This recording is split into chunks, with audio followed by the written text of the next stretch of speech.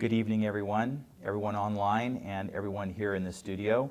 I'm Adrian Moore. I'm Vice President of Policy at the Reason Foundation, and I'm joined by Carl DeMaio, who's made a career out of government reform, most recently serving on the San Diego City Council and running for mayor in San Diego.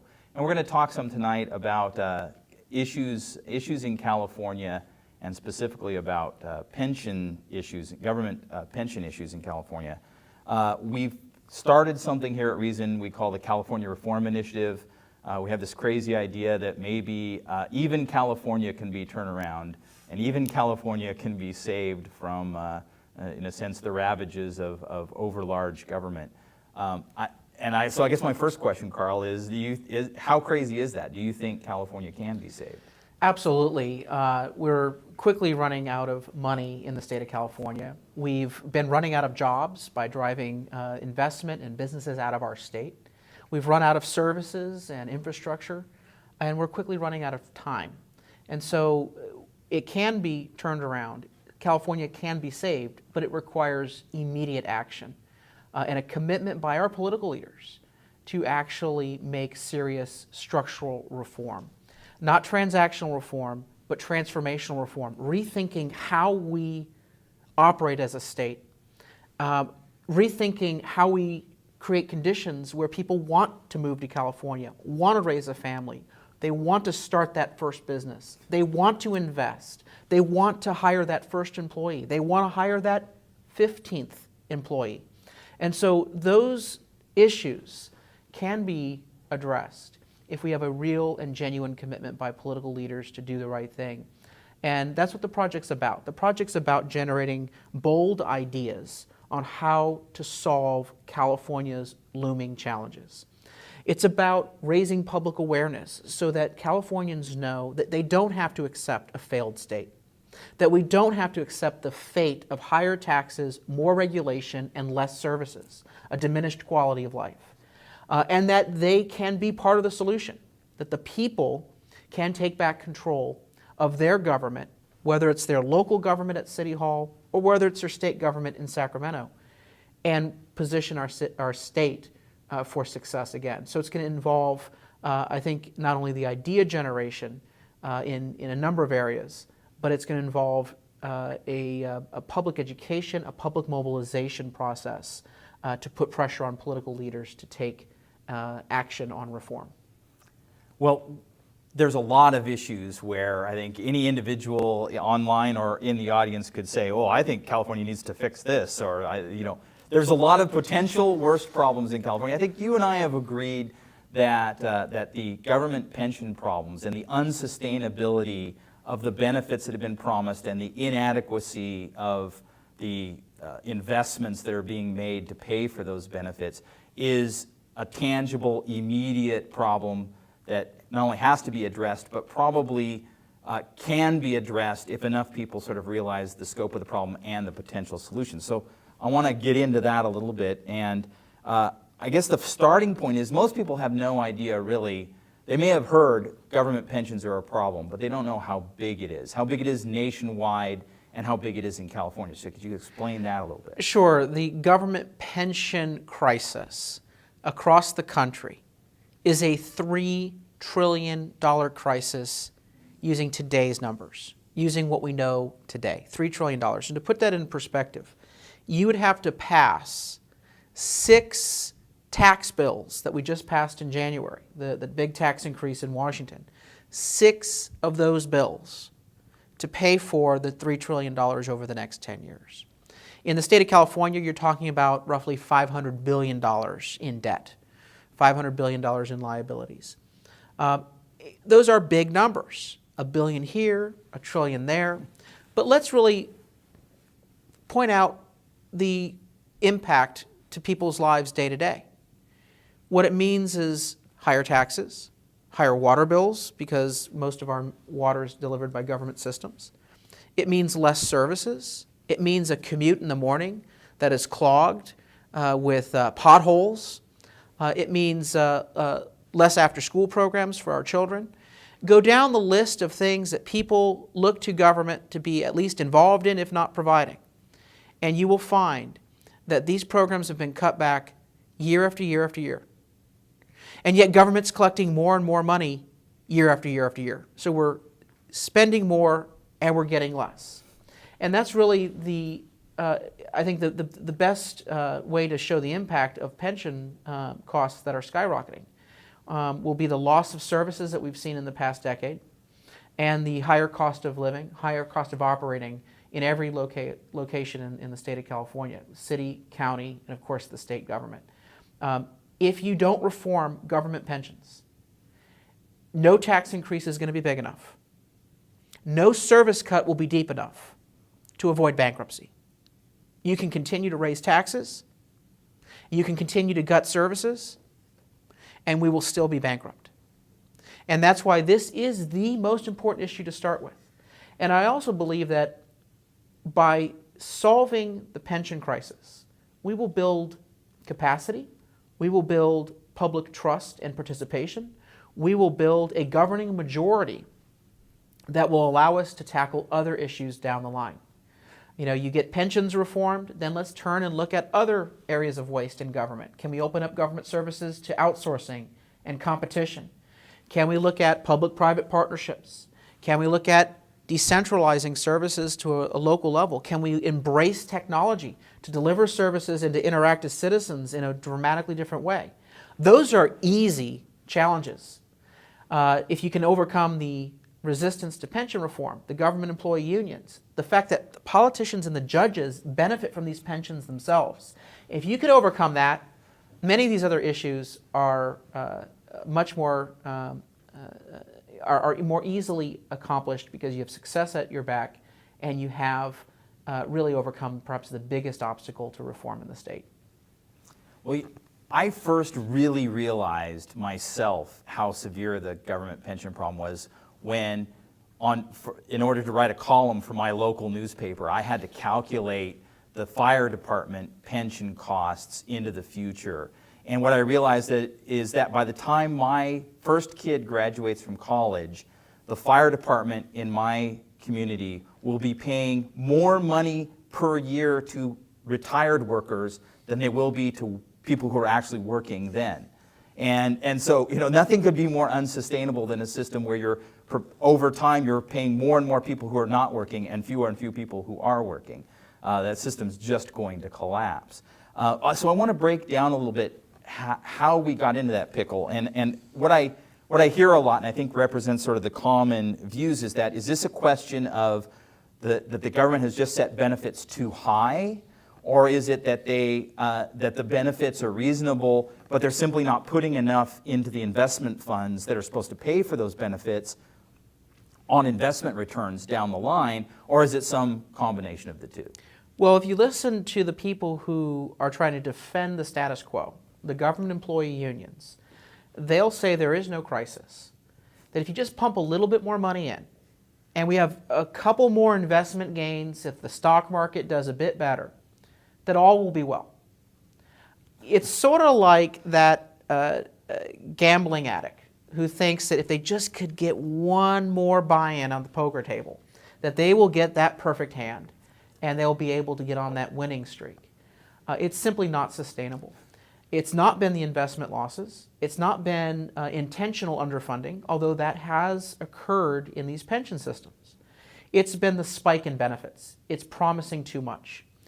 We have low retirement ages, age 50 for public safety in most jurisdictions, 55 for everyone else. That's the retirement age in government. 55, you should be done. You should be in Tahoe. You should be in Maui, age 55. Now, I know a lot of hardworking taxpayers out there who look at age 65, 67, 70, and are wondering whether they can actually afford retirement at those ages because of the cost of government, because of the taxation, because of the burdens in the private sector. And so there is an inequity in terms of the benefit that's offered. We see many government employees retiring, earning more in pension payouts in their first year than their highest salary working. Now, you know it's a government idea when you're paid more not to work than you were actually paid to work. And a lot of these pension systems have benefits that allow government employees to earn more in their first year of pension payouts than in the highest year of salary.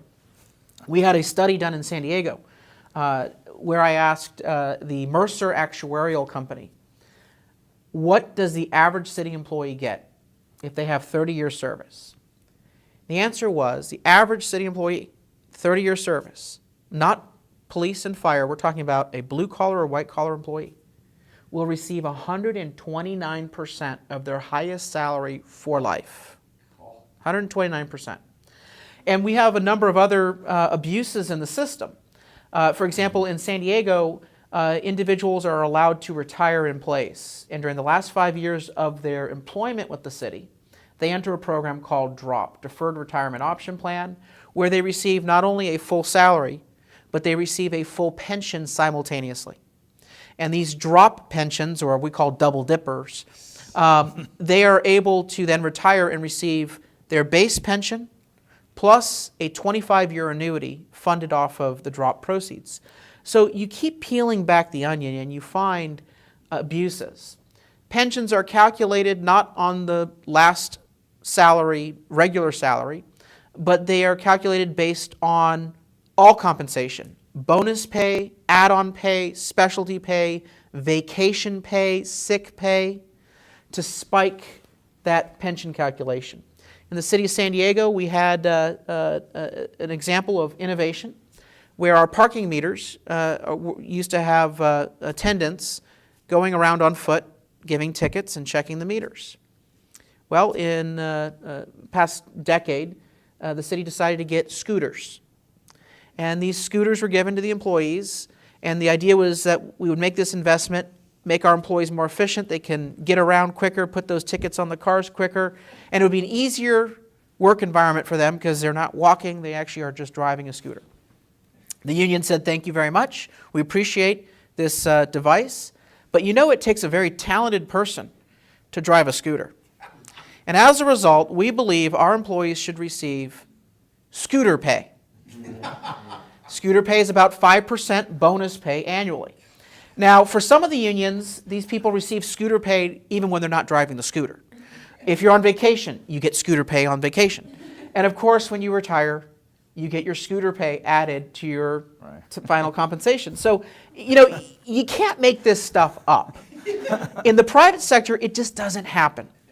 So when people say, well, what's the real root of the pension crisis? Is it the investment losses? Is it that we didn't pay enough into the system? You know, that's happened. But the real driver has been an unsustainable system of benefits that promises too much, that promises a level of benefit that no taxpayer receives themselves, that are being asked to foot the bill.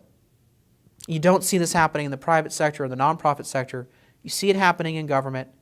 And I think really more than just the financial cost savings of pension reform, and we're talking billions of dollars of savings.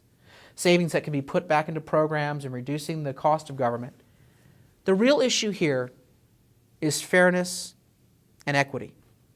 Why should we have a governing class receive a better benefit than the people they are supposed to serve, than the hardworking taxpayers that are footing the bill?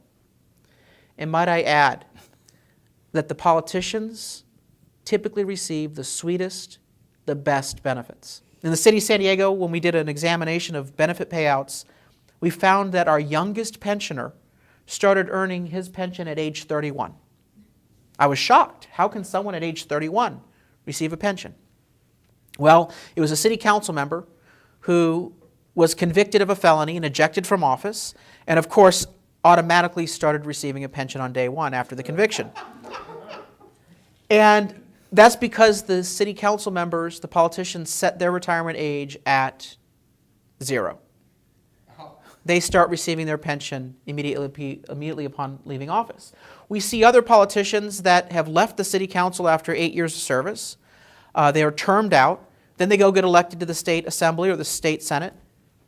They receive a pension and a taxpayer salary simultaneously. And so the politicians themselves have reserved some of the best benefits for their class. And so there's this secret society No one wants to reform because if you reform one side, ultimately the gig is up for everyone. The dominoes fall. Well, there's nothing more to be said then about why reform is so hard to happen. When It's the hard. prime beneficiaries are the very ones who have to execute the reform, you've got a huge problem. Well, I want to talk a little bit about actually how we do reform and what you guys did in San Diego. But before, just to go back, you mentioned that you didn't think there was that much deliberate failure to save and to invest adequately in order to pay for these benefits.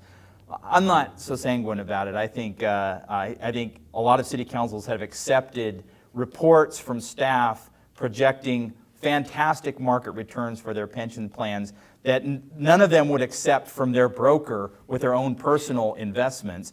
And then they've doubled down on this. I mean, most people have not heard of this insidious thing called a pension obligation bond. This is where the government says, oh my gosh, we don't have enough money this year. We're supposed to pay, let's say, the city of X is supposed to pay $150 million this year into the pension fund in order to have enough years down the road to pay for benefits. We don't have $150 million because we just gave big raises and we hired a bunch of people and we started a new program and et cetera, et cetera.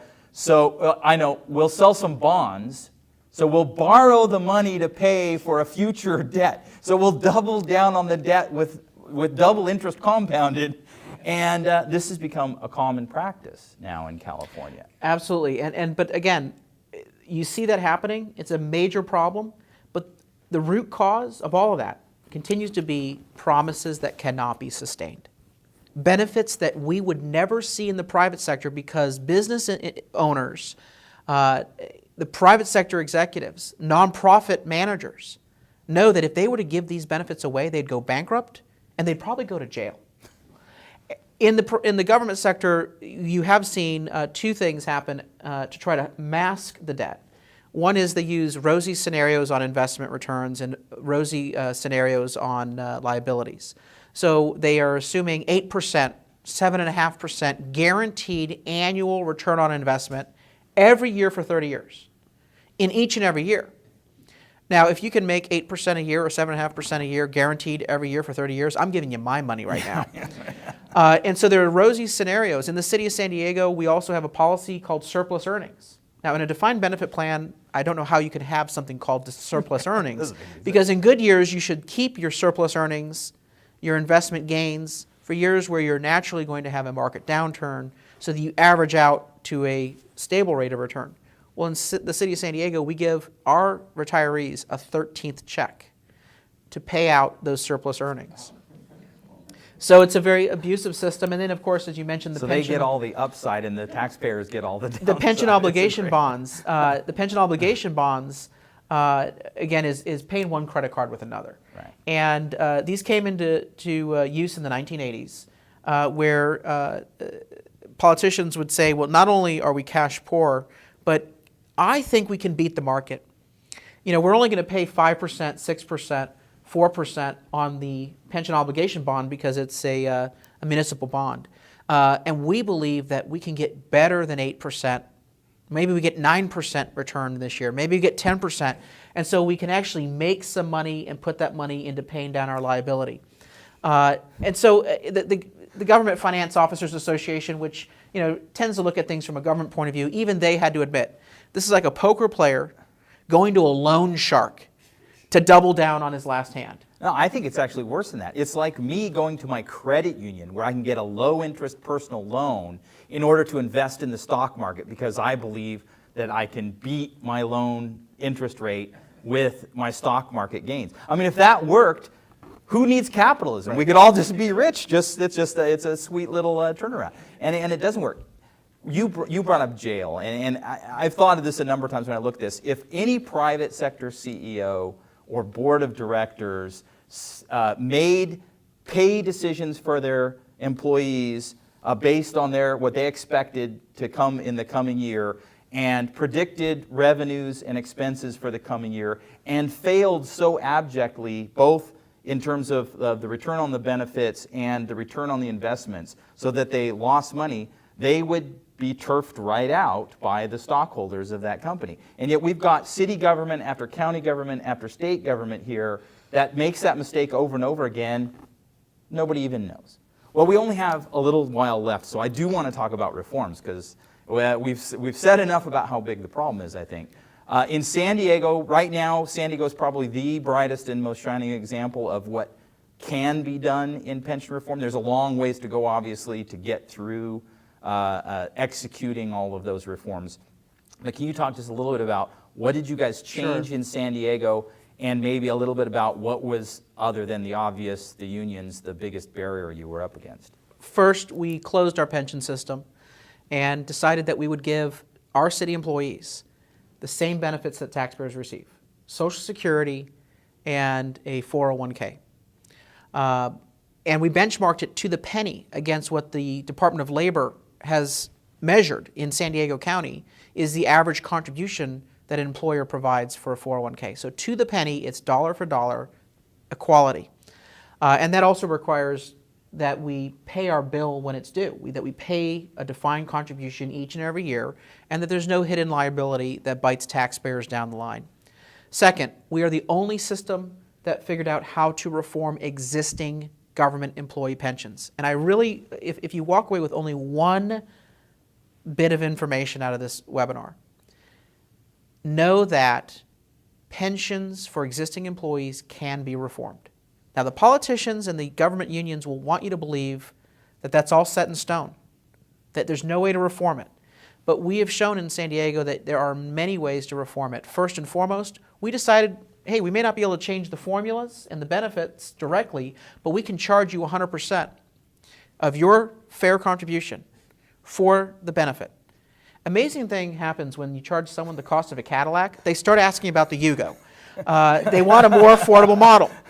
And so that leads to the second reform, which is you may not be able to force someone out of a vested contract, but you can enter into an amendment to that contract on a voluntary basis. And so we allow under our ballot measure people to opt out of defined benefit plans into 401k plans on a go-forward basis. Why would they want to do that? Because they wouldn't be paying the high contribution rate each and every year that we mandate. And third, pensions are based on a formula. You get your years of service times a multiplier. It's 3% in the city for police and fire at age 50, 2.5% per year for everyone else at age 55. Can't change that multiplier, but it's multiplied by your last salary, your highest salary.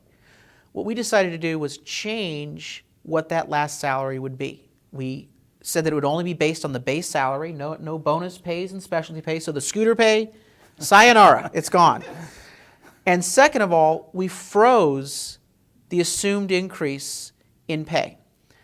Government employees under the City of San Diego model were assumed to receive a guaranteed 5% increase in their compensation each and every year. Automatic increase in compensation. What I said was, well, what would happen if we flatlined at zero? If you flatline at zero, your liability drops, particularly over a 30-year period, over a 15-year period, over a 5-year period, and your annual payment therefore drops as well. And the payout for that employee would be also lower, more conservative, more reasonable when they retire. So we froze pensionable pay calculations for 5 years. Combined, this ballot measure saves $1 to $2 billion under the most conservative cost-saving estimates. And it's really a philosophical change in employee compensation under the rule that you should receive no more, no less than the labor market that you operate in, than the hardworking taxpayers themselves receive. And when people said that the politics would never allow for this, that we were going to have the unions come in, we understood that the unions were going to oppose. But we felt that if we could get this to a public vote and have the people decide, that they would agree. The City of San Diego voting demographics are the same as the state of California, plus or minus 1% on every demographic. The same number of Democrats, Republicans, Independents. Republicans are a third party in the City of San Diego. And so we put this measure on the ballot, and it carried every political party. It carried every council district, every socioeconomic group, including Latinos and African Americans and Asians. It is such a no-brainer that we need pension reform, that if we could get this on the ballot in the state of California, that it would pass overwhelmingly and reform would be achieved. So the question is, how do we overcome the barriers? How do we overcome the labor unions? And that really is up to the efforts in the next year, 18 months, of educating the public, shining a light on the problem, exposing the real cost and the liability, but also translating it really into a fairness argument. Why should you pay more in taxes so that we have a librarian in San Diego walk out with a $234,000 a year annual pension? Why should you have cuts in your after-school programs? Or why should your pothole not be filled? Or why should you not be able to get a first responder to your home in the national response time or better, so that we can have a 45% increase in the number of six-figure pensions, which we've seen happen in the state of California over the past 2 years? So when you put it in those terms, you can easily build a majority case in the state of California in the people who matter, who can actually make a difference, and I don't believe that's the politicians. It's the voting Those public. people are gonna have to take It's it to the the general public that we have to be able to reach and educate. And it's not just San Diego. San Jose also passed pretty substantial, not as quite as bold as San Diego's, but pretty substantial reforms. A few other communities like Bakersfield have passed more modest but very meaningful reforms, getting employees to retire at a more reasonable time, to contribute more to their pension benefits, and to change the formulas for new employees so they don't get these over-the-top benefits, reining it all in. So there's a bit of a move afoot. And I think, as Carl said, if we can get this going statewide, we can have a huge impact on California's fiscal situation. We have just a few minutes left, and I want to turn to our studio audience and see if we have any questions on this or related issues from them. Talking about reform, I like your ideas. What about the people that are already retired? Short of bankruptcy, is that pretty much a lock?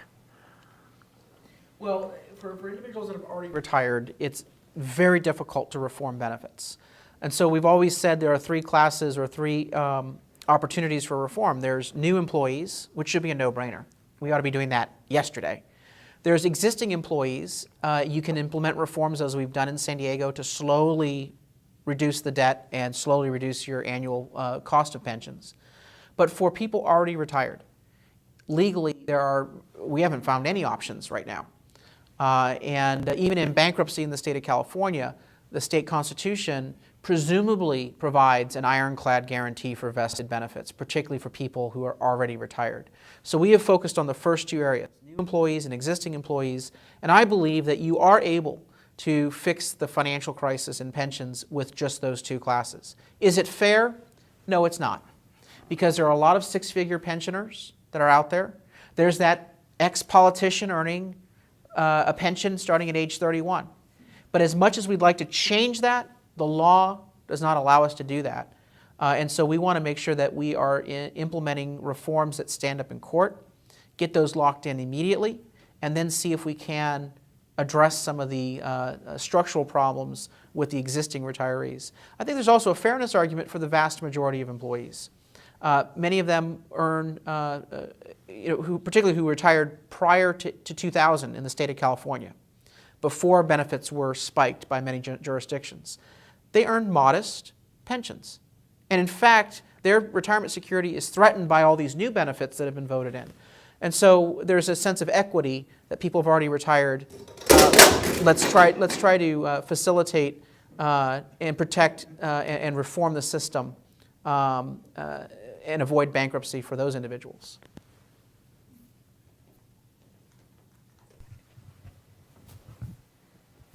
Carl, when you're talking about making a change at the state level, getting something on the state ballot, how does that impact the other municipalities?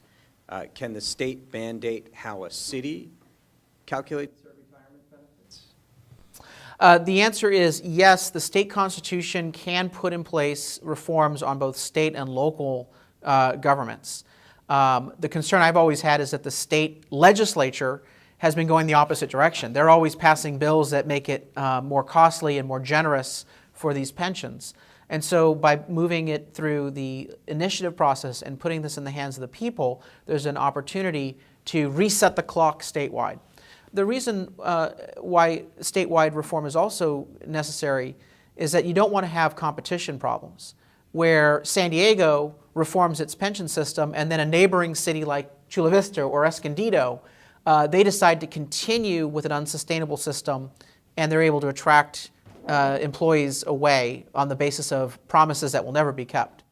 We want to see if we can reset the entire playing field all at once, and a statewide initiative would be the best way to do that. I think a lot of local governments use the state pension fund as well. So the local governments still set the benefit levels that they promise to their employees, but in terms of making the investments and allegedly saving the money to pay off those benefits, they use the state system. So a statewide reform would trickle down through that anyway by taking away the option of local governments to assume ridiculous market returns as they currently do. And what lessons can be learned from your experience with the unions in San Diego that would help at the statewide level? It seems like you guys were rather successful, and how is that going to translate into working with at the state level?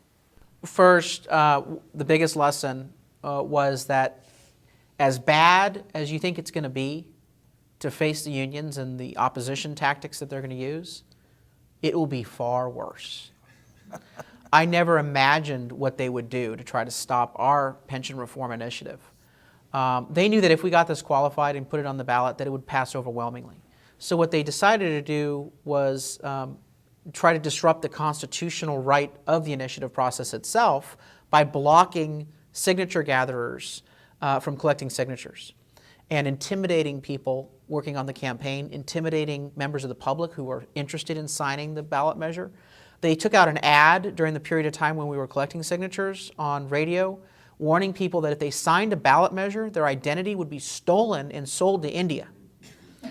I guess India is a scary place, but it was the scare tactics, it was the intimidation, the lies, that it was pretty shocking. I didn't think they would go that far, but if we do this statewide, just recognize that it will be a battle royale.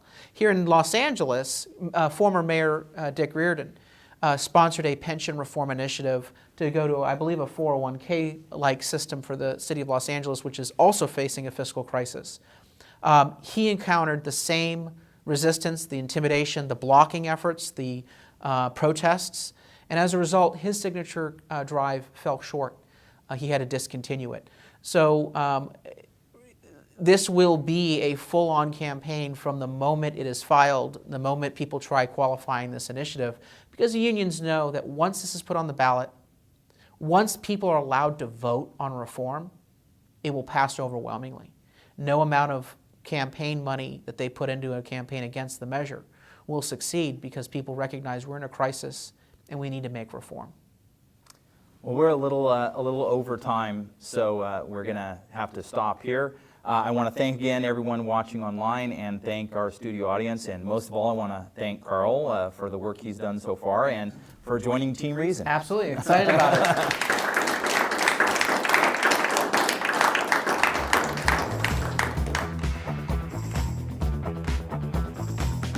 All right. People from San Francisco need to vote. The people from Los Angeles need to vote. The people from Santa Monica need to vote. And we're quickly running out of time. And so it can be turned around. California can be saved, but it requires immediate action and a commitment by our political leaders to actually make serious structural reform. Not transactional reform, but transformational reform, rethinking how we operate as a state, rethinking how we create conditions where people want to move to California, want to raise a family, they want to start that first business, they want to invest, they want to hire that first employee, they want to hire that 15th employee. And so those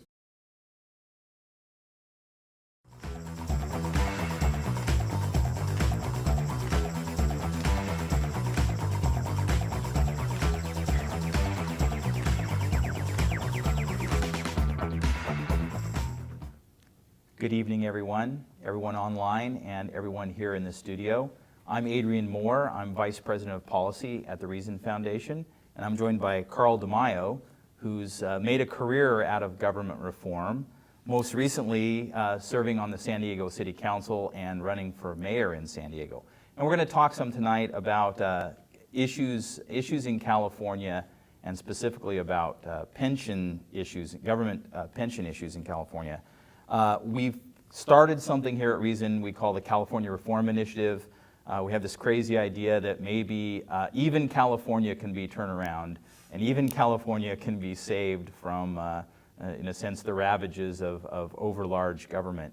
So I guess my first question, Carl, is how crazy is that? Do you think California can be saved? Absolutely. We're quickly running out of money in the state of California. We've been running out of jobs by driving investment and businesses out of our state. We've run out of services and infrastructure for state government in Sacramento, and position our state for success again. So it's going to involve, I think, not only the idea generation in a number of areas, but it's going to involve a public education, a public mobilization process to put pressure on political leaders to take action on reform. Well, there's a lot of issues where I think any individual online or in the audience could say, oh, I think California needs to fix this, or, there's a lot of potential worst problems in California. I think you and I have agreed that, that the government pension problems Issues can be addressed if we have a real and genuine commitment by political leaders to do the right thing. And that's what the project's about. The project's about generating bold ideas on how to solve California's looming challenges.